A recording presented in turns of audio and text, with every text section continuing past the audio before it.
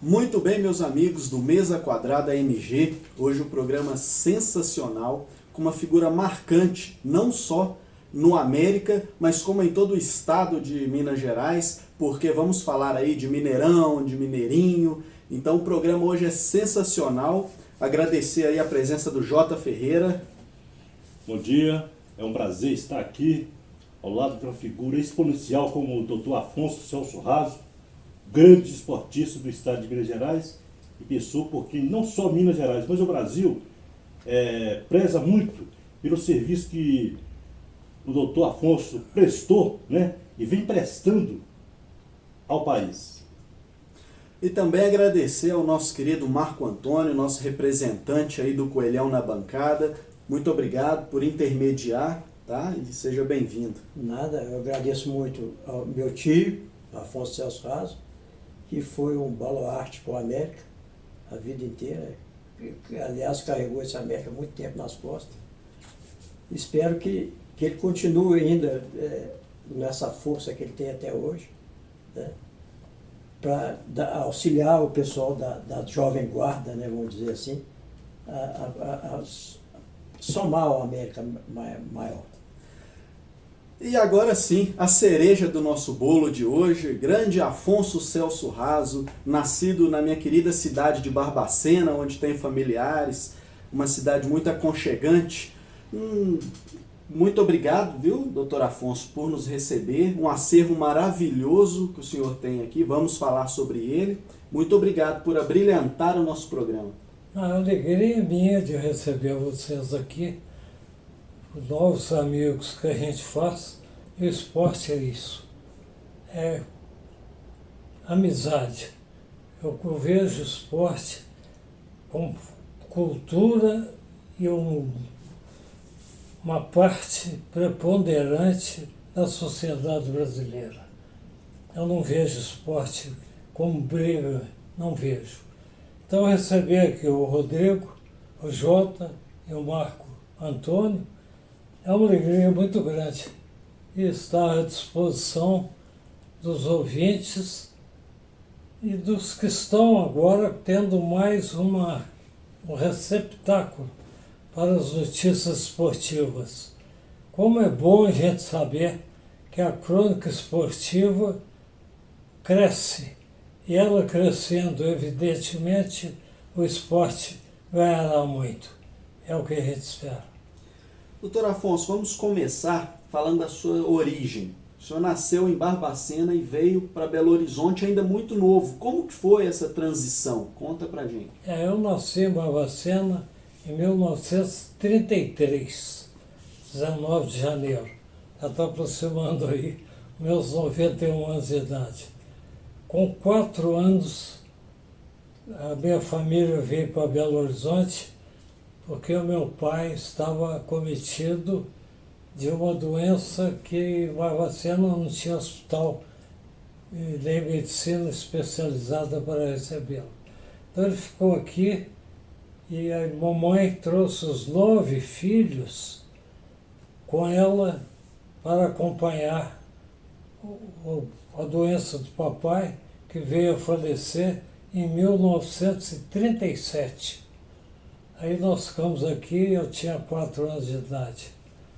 Com 7 anos, o meu primo Silvio Raso, que morava conosco e praticamente foi educado também pela mamãe Lica, eu fui jogado na piscina do América.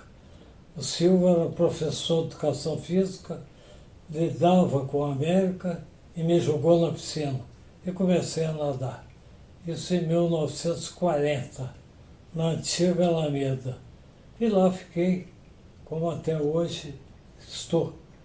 No América fui nadador, joguei futebol, depois joguei basquete, joguei futebol de salão, fui técnico, fui diretor, fui conselheiro e fui presidente por 5 vezes até ser agraciado com o título de presidente de honra, que me orgulha demais. Marco Antônio, sua pergunta para o nosso querido doutor Afonso. Tio Afonso, eu gostaria que o senhor contasse algum lance do passado para a nossa juventude, e o América nosso do passado, por causa das glórias que tivemos. O América sempre viveu em crise financeira, em dificuldades financeiras. Desde o tempo que eu conheci, até pouco tempo, as arrecadações eram irrisórias, as despesas enormes. E a torcida do América, embora pequena e muito fiel, é uma torcida muito exigente. É uma torcida que quer um time, pelo menos, igual ao Barcelona ou ao Real Madrid. Não se contenta com menos. Só se esquece que a arrecadação é de um time de várzea, de um Matador ou de um Madalena. Então a dificuldade sempre existiu. Sim. O América começou com jovens da elite de Belo Horizonte, meninos até de 14, 15, 16 anos, que fundaram a América em 1912, na esquina da rua Timbiras com a Rua da Bahia. E depois fizeram o primeiro campo, onde hoje é o Mercado Municipal. Aí nasceu o América. E no nascimento, um time excepcional para a época, que começou a ganhar títulos e terminou com a epopeia do decacampeonato, que até hoje só 3 times no mundo conseguiram ser campeões por 10 anos em sequência. O América é um deles.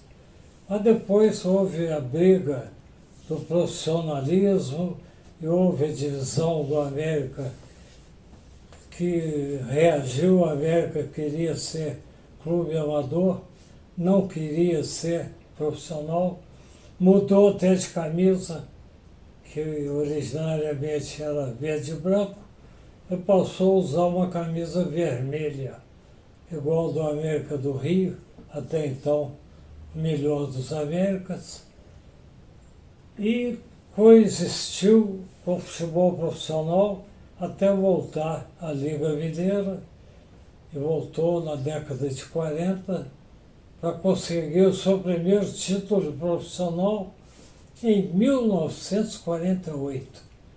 Vejam como o América ficou afastado de títulos, de 1926 a 1948.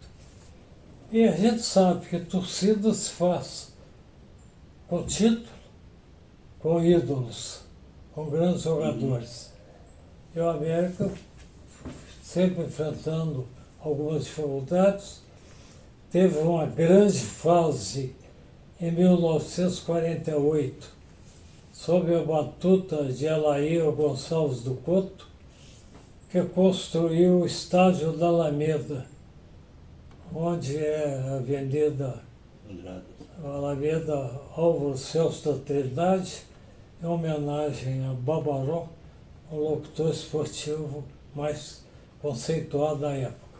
E o América, então, em 49, foi vice-campeão, 50, 51, 52, voltou a ser campeão em 57, numa situação curiosa. O América foi dirigido em 57 sob a presidência de Jorge Ibrahim, que era diretor do Atlético e se transferiu para o América, onde conseguiu a tríplice coroa. Então foi um atleticano que deu um grande passo na vida do América, que foi em 57. Em 58 o América começou a ganhar o mundo com a excursão argentina. Em 60 o Wilson Gosling ganhou a presidência e eu fiquei como vice-presidente dele, rapazinho, recém-casado, que às vezes tive que assumir a presidência nos impedimentos do Wilson. E o América foi para a Europa, numa campanha espetacular, que pouca gente dá valor a ela, mas que nós vivenciamos e sabemos o quanto custou. De 60 a 64 foram lutas, 64 disputamos o título com o Siderúrgica e perdemos na Alameda. E perdemos por um Siderúrgica dirigido por Strick, exatamente o técnico que deu ao América em 48 o título, que ele estava afastado. Então o Strick ganhou pelo América e ganhou contra o América. É uma história interessante. Depois veio a construção do Mineirão, 65, e o América em crise. E aí houve uma debandada de americanos para o Cruzeiro. Enquanto o Cruzeiro, com Felício Brandi e Carne Folletti, se preparou para a era do Mineirão, formando um timaço com Wilson Piazza, Raul, Dirceu Lopes, Tostão, Natal. Nossa Senhora, era um timaço. E começou então a era Cruzeiro, que foi crescendo, crescendo, crescendo, e o América estacionado.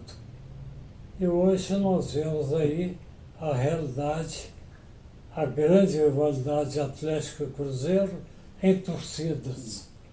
Mas a grande rivalidade futebolística continua América Atlético. A rivalidade que vem da fundação dos times. E da época do Mineirão para cá, a história já é bastante conhecida, que a divulgação foi outra, né? Os meios de comunicação se multiplicaram.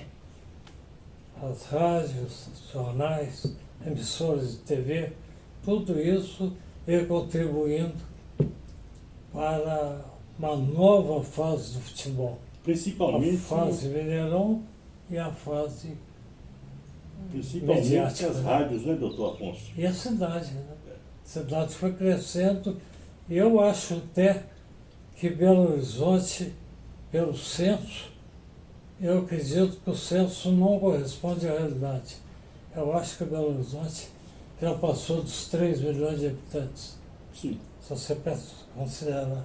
A grande BH, sim, já, eu acho que é sim. Então, e a torcida do América continua pequena e, segundo as más línguas atleticanas, por força da grande média e da grande mídia, a torcida do Cruzeiro hoje é maior do que a do Atlético. E a arquibancada tem mostrado isso. Exato. É um fato que os estudiosos vão ter que conviver com ele. Por que que o Cruzeiro Conseguiu tem mais alavancar. torcida? Porque antigamente dizia-se que a elite era americana, o povão atleticano, e o Cruzeiro é macarronada, os italianos. Isso. Hoje você pode ver que a elite está mais no Atlético Porque e o povão tá no mais no Cruzeiro. Cruzeiro.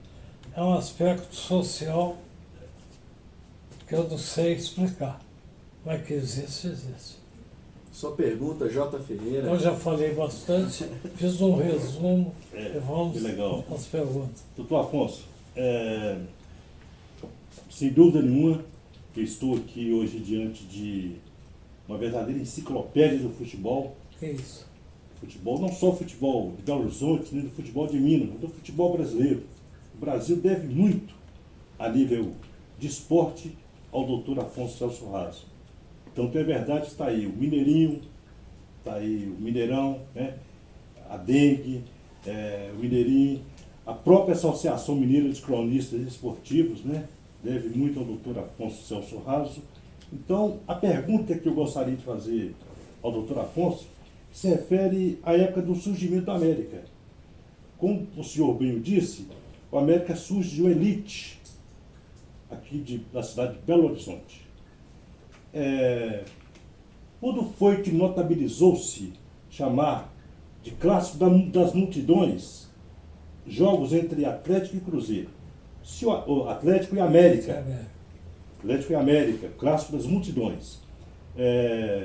Como assim, se o América descendia de uma elite aqui da cidade de Belo Horizonte? o América realmente era grande, talvez até maior do que o próprio Atlético. Houve uma sessão do Atlético em 1913 e muitos deles foram para o América, onde se criou. O América era alviverde e depois teve o preto. Entrou o preto, que não é cor, é a soma das cores, e o América passou a ser verde, preto e branco, que é até hoje, um tricolor diferenciado. A rivalidade era América e Atlético. Os clássicos atraíam multidões. E o Babaló talvez tenha sido um dos criadores dessa expressão, o clássico das multidões. Ele era um locutor muito famoso na época. Sim. E isso pegou. Os jogos da América Atlético eram lotados. Meio O a meio, doutor América Afonso? Atlético 48, Meio a meio? quando se inaugurou a Alameda, foi inaugurada com os 4 maiores times do Brasil na época. Era o São Paulo, Vasco da Gama, América e Atlético. Não se falava em Cruzeiro. Talvez até na época acho que ainda era, parece. Não tenho certeza. Mas não era muito pequeno em relação ao América e ao Atlético. O Cruzeiro era pequeno. Esse quadrangular eu assisti. Eu tinha 15 anos de idade. São Paulo era meia seleção brasileira e o Vasco da Gama meia seleção brasileira. O Vasco da Gama tinha chamado Expressim. Uhum. O goleiro era o Barbosa, que era da Copa de 50. Isso. Augusto e Rafanelli. Augusto era o zagueiro da seleção brasileira. Era Eli, Danilo e Jorge, a linha média do Vasco. Friaça, Ipojucã, Ademir, Jair e Chico, seleção brasileira. O São Paulo tinha Bauer, Rui e Noronha, os 3 da linha média da seleção brasileira. E o América e o Atlético eram dois grandes times. Sim. E o América foi campeão de 48. E aí até vamos abrir um parênteses com uma história que eu fico até sem graça de entrar muito nela. Tem torcedor do América que reivindica o América ser campeão brasileiro, porque ganhou esse torneio. Assim como o Atlético inventou aí ser campeão aí do gelo, campeão do sempre. O América também, por alguns torcedores, acha que merece o título de 48. Porque não teve o campeonato brasileiro, mas os maiores times disputaram o quadrangular que o América venceu. Isso é apenas um parênteses. Mas Me parece interessante, porque como eu achei que o título do Atlético é força política, se o América conseguir, eu vou ficar meio com vergonha e muito satisfeito, porque não foi campeonato brasileiro. O Atlético é campeão agora num torneio que tinha um time de marinheiro, né? Caraca, isso agradece. Exato. Então a América, por ter disputado, ter sido campeão, naquela época de Carioca e agremiações esportivas que realmente disputavam e representavam o futebol brasileiro, eu acho mais do que justo que a América venha reivindicar, sim, né, esse título. Eu vou pelo qual puxar participou. uma sardinha para o meu lado. Você falou que eu prestei algum serviço. Eu tenho uma folha, eu me orgulho dela, mas na CBD, eu fui da comissão técnica do futebol de salão, quando se criou o futebol de salão no Brasil. Eu ajudei a fundar a Federação Mineira de Futebol de Salão, a MCE, Associação dos Cronistas. É uma das fundadoras, Uhum. eu estava presente, e fui para o conselho técnico. E na época se discutia um futebol de salão de 6 para cada lado, e não 5. Discutia-se o peso da bola e discutia-se se devia jogar com tabela ou não. Eu fui o voto de desempate. O conselho eram 5. Sim. Um carioca e um fluminense, que só votava por igual. Um paulista e um paranaense, que só votavam de um jeito. E eu desempatava. Você foi o voto Então eu interno. participei lá como um terços. Essa é uma história que Sim. eu posso contar. Aí na Série B, a FBA, né? Eu fui vice-presidente dela. Eu tenho assim, muito orgulho, porque eles me chamavam de senhor nas reuniões. Você imagina, eu lá no meio dos figurões da época, o Mustafa do Palmeiras, Sim. Bebeto de Freitas do Botafogo, que estavam na Série B, eles me chamavam de senhor, o senador lá de Brasília, Estevão, né? É. Também, eu ficava até muito honrado, sabe? Mas, infelizmente, eles estão Sim. lá no patamar de cima e eu estou por aqui ainda. Queria perguntar para o doutor, o senhor tem a formação, né, no direito, completou, né, o corpo docente aí da UNA, inclusive meu professor de Direito Tributário, o Tiago Carvalho, foi seu aluno, pediu para que lhe entregasse um forte abraço, foi professor do J. Ferreira também. Então eu queria que o senhor abordasse essa parte do corpo docente, como foi incorporar o corpo docente da UNA durante longos anos, né, doutor Afonso? É interessante, o nosso time, eu e do Marco Antônio, o padre Nelson Tafuri, ele era advogado, padre e capelão da polícia, capitão da polícia. Ele chegava a falar comigo que eu estava com muita atividade paralela, que eu estava espalhando a minha inteligência, que era grande, e eu precisava de concentrar no setor só. E eu reconheço. Mas eu estava na redação de um diário, era cronista esportivo, e depois passei a ser editor e presidente da editora Imprimatur, o Diário Católico. E o Honório Tomelinha fundou a UNA. E ele ia muito à redação para pedir release. E eu batia muito papo com ele. Um dia ele falou comigo, você podia dar aula de jornalismo e técnica e redação na universidade que eu estou criando. Eu achei aquilo um desafio. Falei, uai, eu dar aula? Mas vou encarar. E fui para lá. Ó. Isso em 1966. Estou lá até hoje. Eu sou decano da UNA e sou professor emérito da UNA. E agora eu estou encostado, eu estou na... A voz vai diminuindo, né? A capacidade vai diminuindo. Eu não sou favorável à aula por computador. Eu gosto da aula presencial, ainda mais em direito. Eu dava jornalismo e técnico de redação na aula no curso de administração de empresa. Depois veio a faculdade de Direito, eu passei a dar aula de Direito do Trabalho. Por aí eu estava com a UNA fez parte da minha vida, porque lá eu aprendi com os alunos o tanto que eu ensinei para eles. Sim. E a grande máxima de minha vida, respeitar para ser respeitado.